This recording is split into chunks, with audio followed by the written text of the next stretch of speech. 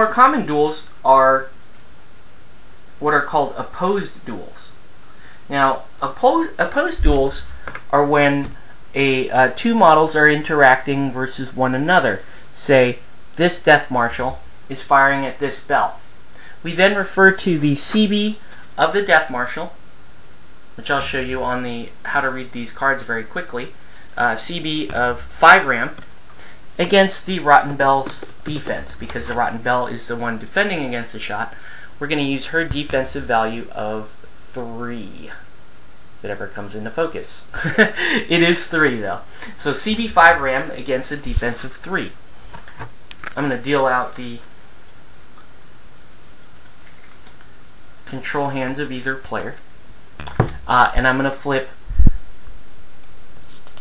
the range strike duel. So what we do, actually before I even flip that card, what we should do is say that that's an action. She's declaring a range strike action using her Peacebringer pistol, or Peacebringer is just what they're called, against a Rotten Bell. So now we measure the range, the distance between the furthest edge of each, the closest 2 edges of the models, to determine whether or not the target is in range. The target is in range, so we're going to proceed with the opposed duel here. So the Death Marshal flips a 6, the Rotten Bell flips a 1. So we're going to take the value of the card that we flipped and add it to the stat that we're using for the action in this opposed duel. So the Death Marshal has a 6 plus her 5 RAM, which is on her card. Ooh, 5 RAM. For a total of 11 RAM Crow versus the Rotten Bell, who has a defense of 3. Whoa, that almost worked. There we go.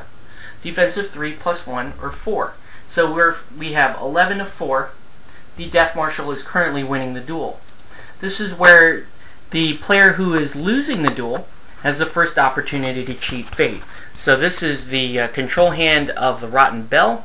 The number I'm trying to beat is 11 because a tie still goes to the attacker. So I am going to play this 9 RAM and cheat in a 9 RAM and put myself at a 12. Now the shot is missing, and now the other player, the guild player, is currently losing the duel. They will also have a chance to the opportunity to cheat fate, and the target number to hit now is 12. So if the guild player plays this 9 of Crow, that's going to put their total to 9 plus a CB of 5, or 14. So 14 to 11, the shot is successful. Once the duel totals are determined, then we're going to refer to the reference chart here to perform what is called a damage flip. So see, the numbers across the top there, the top table, are the numbers that the attacker is winning by. So in this case, I'm winning by 3, or the guild player is winning by 3, and you can see that white card with the little negative note in it. That's called a 1 negative twist on the damage flip, or 1 negative twist on the fate damage flip. So, in other words, for each card on this reference, you're going to flip 1 card for damage plus whatever the chart is telling you to flip. So if you beat the defender by 6 to 10, there's no modifier. You flip 1 card. If you only beat the defender by a difference of 1 to 5, that's going to be 1 negative flip, or 1 card plus a second card, only taking the lowest value to determine damage. If you tied the defender, or 0 difference, you are now going to flip 1 card plus 2 additional cards, or a 2 negative flip, to determine damage, taking the lowest card. Now what's important to note here is that if you have no modifier to fate, or if you're in a positive modifier, in other words, you beat the defender by more than 11 or more, you can cheat these cards. So if you beat the defender by 11 or more, you get to flip 1 card plus another card, and instead of taking the lowest, this time you can take the highest, and you can cheat your damage up. But in this case, we beat our defender by 3 with a 1 negative there. So I would be flipping 2 cards and applying the lower result. The other thing to consider is that the Rotten Bell has an ability here called, if I can get it to read properly. Maybe not. There we go. Hard to wound 1. So hard to wound 1 means I move one column over to the left. So I have 1 by 3, that's a 1 negative flip, but with my hard to wound 1, it actually ends up being a 2 negative flip. Or the same damage flip as if I had tied an opponent that did not have hard to wound 1. So now we're going to flip for damage. So like I said, 1 card plus the cards that the reference chart is telling you to flip. So I flip a 7, I flip a 1, and I flip an 8. And because this is a negative flip, I cannot cheat the cards. I have to take the lowest value card. Now notice, on these cards, the weak, moderate, and severe have been highlighted. So you have moderate, moderate, and weak, which is the mask. So I'm going to take this weak damage because the 1 is my lowest value of my damage cards. I'm going to refer back to Mysterious here, her Peacebringer. And her Peacebringer strike is... Whoa. If I can get it to stop wobbling. The Peacebringer strike is actually a 2, 3, 5. Weak being 2, moderate being 3, severe being 5. Now wait a minute though. I do have a trigger that I can declare called Critical Strike. And you can see that it's the CB stat that I'm attacking with, and that RAM is ghosted out. The reason why the RAM is ghosted out is because it shows up on the gun itself. So I'm starting with a 5 RAM. I can always declare Critical Strike. And Critical Strike is +1 damage per RAM in the total. Now, back during the duel, you'll note I cheated in a Crow suit for the total. So I don't have a RAM there, but I do have 1 on my gun. So I can add +1 to my damage, and my weak damage is 2 + 1. That means 3. So the Rotten Bell is going to suffer 3 damage from this attack. 2, 3. And there you go.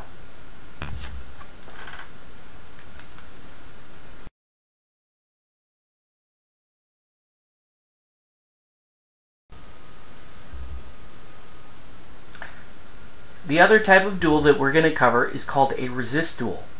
And a resist duel combines a simple duel and an opposed duel into one type of duel. It's normally associated with casting spells that affect a target. So what we're going to do in this example is the Rotten Bell is going to cast a spell on the Death Marshal. And the Rotten Bell is going to use 1 action to cast a spell called Lure. Whatever comes in. Please focus. Lure. Okay, there we go. So, Lure. Now you've noticed that there's a CC or casting cost 12, or casting cost there, with a number associated with it. So I've got a casting cost of 12 Crow Mask. The RST is the resisting stat that the defender must use, willpower, and the RG is the range. In this case, it's 18. So I need to make a 12 Crow Mask simple duel, starting with a cast of 4 Crow. That's why the Crow is already ghosted out there. But I would note that the Bell has this rule called Seductive, or +4 Mask CA when casting Lure.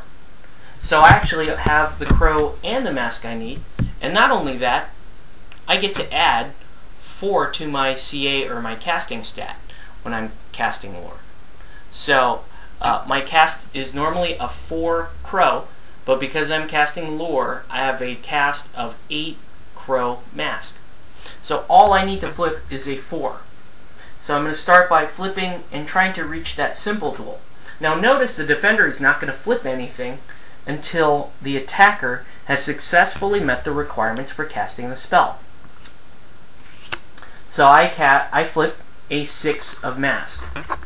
6 of Mask plus 8 Crow Mask puts me at 14. And so I've successfully cast the spell with the Bell. However, because this is a spell and a simple duel, I can still cheat fate to force my total up higher before the defender has a chance to defend. So instead of that 14, I'm going to try to make this really happen, and I will cheat in an 11. So if I cheat in an 11 book here, that's going to put my casting total to 19 Crow Mask Tome. I only need the Crow and the Mask though. So now that number is established, this now becomes an opposed duel, and the target number is 19 as set by the caster. So now Mysterious has to resist with her willpower stat as indicated in the spell. So her willpower is 6, which is great, but she also has this ability called Fear Not Death. Fear Not Death. This model receives +2 willpower in duels with undead models when it is the defender. So she is going to be starting with a willpower of 8, and the target number to beat is 19 right now. So the defender flips a 7 of book. That puts her at 15, but now she's got to try to beat a 19. She looks here at her control hand. She can choose to resist the 19 by placing the 13 down, putting her at 21. But because I want to show this as an example of a resist duel, I'm going to allow her to fail. Now, when you fail to resist a spell, and you've successfully met the casting cost of that spell, you handle the phrasing you handle the description in the order it is written. So I've successfully casted the spell. The target has failed to resist. Push target model its walk towards this model. So let's do that. Death Marshal has a walk of 4. So I am gonna put this down here. March her up 4. It's a push, so she moves in that straight line there. And reading the rest of the spell, if the push ends this with the target in this model's melee range, it makes a melee attack against the target. So now we measure to see if the push has ended with the target within melee range, which it has. It's within 2 inches, so not within 1 inches, which is important because that means that the bell can make a grimy parasol strike at range 2, as opposed to a teeth and nail strike at range 1. So she has to use the range 2 weapon. She cannot use the range 1 unless the Death Marshal was lured over to within 1, in which case the bell could select either one of her melee weapons to use when performing the strike.